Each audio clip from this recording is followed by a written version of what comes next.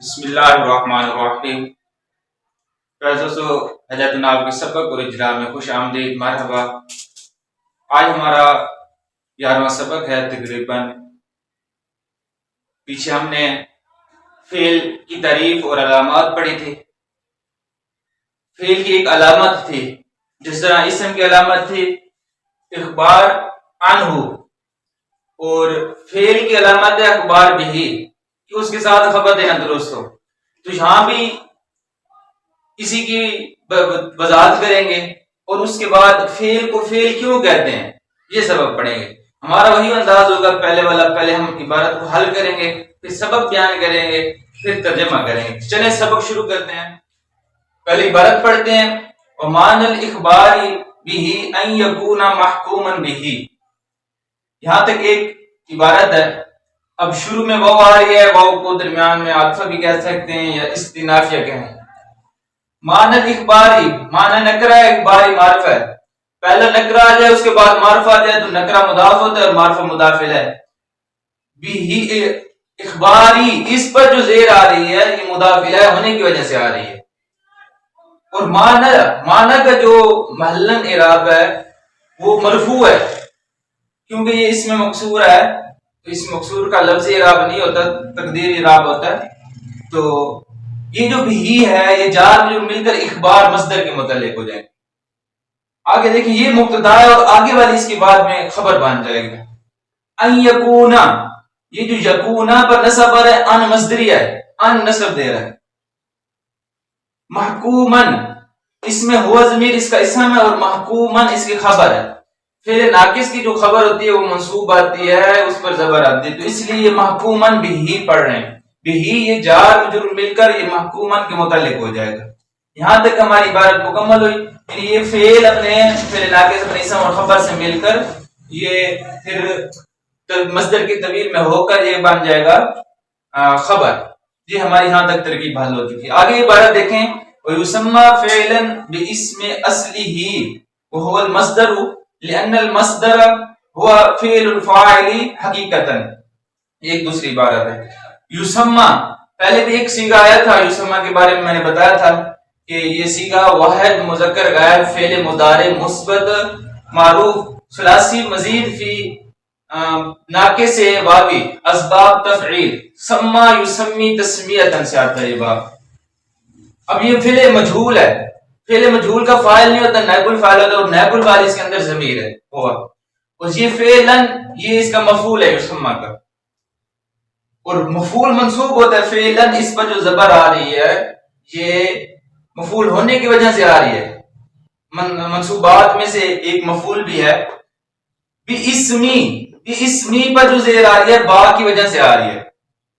اب اصلی یہ مضاف ہے اسم، اور اصلی یہ مضاف الیہ ہے۔ مجرورات میں دو مجرورات ہیں، یا تو حرف جر کا مدخول ہوگا یا مضاف الیہ ہوگا، اور ہی ضمیر آخر میں آ رہی ہے۔ اور اس کا قاعدہ ہے، ہم نے اس کو مضاف کیوں بنایا، اس کو مضاف الیہ کیوں بنایا ہے، اس کے بارے میں قاعدہ ہے کہ آخر میں ضمیر آ جائے، پہلے جتنے بھی نکرہ آ جائے تو پہلے آخر میں معرفہ ہو، اور پہلے جتنے بھی نکرہ آ جائے تو مضاف مضاف الیہ بنتے ہیں۔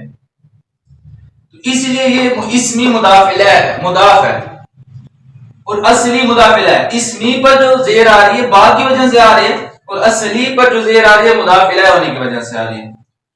اب یہ جو درمیان میں یہ جملہ الگ ہے، اور وَهُوَ الْمَصْدَرُ یہ جملہ معترضہ ہے، تو یہ جو واو آ رہی ہے واو کو ہم اعتراضیہ کہیں گے، تو یہ ہوا مبتدا ہو جائے گا، مصدر خبر مبتدا خبر ہو جائیں گے جملہ اسمی، اور مصدر پر جو پیش آ رہی ہے یہ خبر ہونے کی وجہ سے مرفوعات میں سے ایک مرفوع خبر بھی ہے، یعنی اس پر جو پیش پڑنے کی وجہ سے ہے وہ خبر ہے۔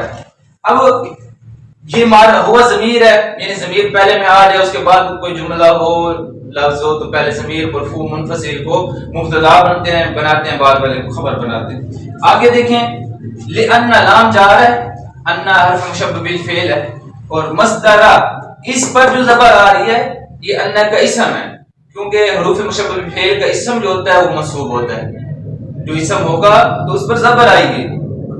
ہوا فعل الفاعل، اب ہوا یہ تو اس کا اسم ہو گیا نا، یہ آگے سارا جملہ مل کر اس کی پھر انا کی خبر بن جائے گی۔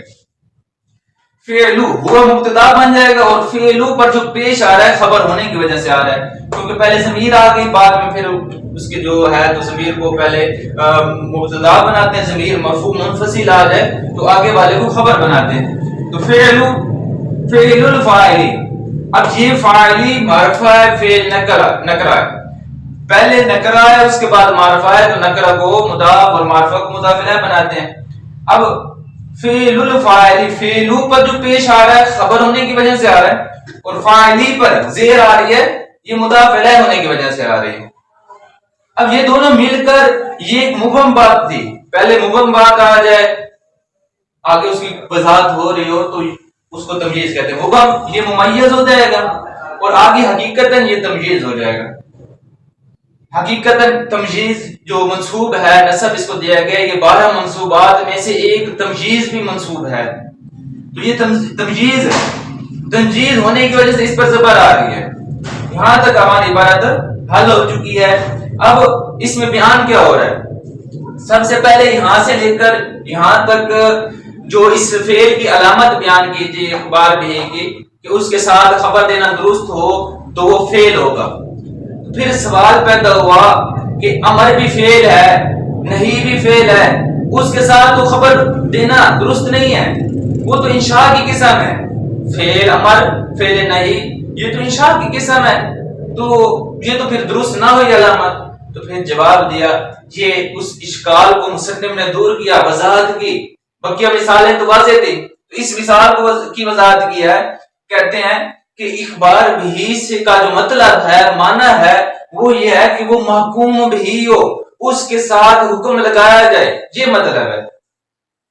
और आगे फेल की वजह तस्मिया, फेल को फेल क्यों कहते हैं, तो वो वजह तस्मिया बयान करते हैं। कहते हैं फेल को फेल अपनी असल की वजह से कहते हैं, इसकी जो असल है उसकी वजह से इसको फेल कहते हैं, और इसकी असल क्या है, इसकी असल मस्दर है, इस मस्दर की वजह से फेल को फेल क्यों कहते हैं। कहते हैं कि मस्दर जो है वो हकीकतन फाइल का फेल होता है, यानी करने वाले का फेल, वही मस्दर ही फेल होता है, इसलिए इसको नाम भी फेल को फेल दिया गया है, ये इसकी वजह तस्मिया है। अब देखिए तर्जुमा करते हैं, हमारा सबक बयान हो चुका है, तर्जुमा करते हैं।